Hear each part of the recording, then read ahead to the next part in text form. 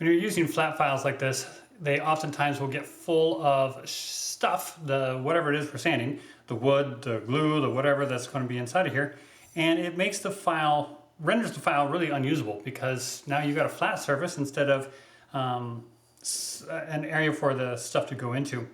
In order to clean it, you need a rake, and these are readily available. You can find this at almost any hardware store.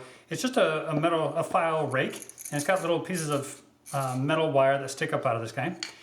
We want to pay attention to the direction that the file marks go. So in this file, they're going this way. So when I put it on the rake, I want to make sure that those are laid up there to where they will make a difference. If I try, so these are laid this way, so I want to lay them to where that runs parallel with the rake. If I were to do it this way, I'm not giving the rake enough of a chance to get down into the grooves. And oftentimes those file marks are opposite. So like on this side, they're over here. On this side, they're over here. So these guys contradict, or yeah, they go opposite directions. So it can really confuse you when you lay it up here.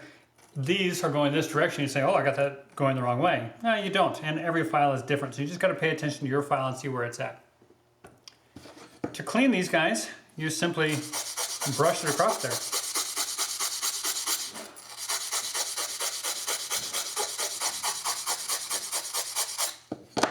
And now you've got a clean rake.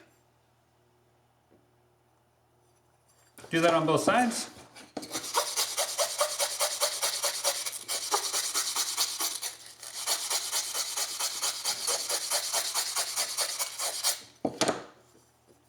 Ready for business. It's that easy.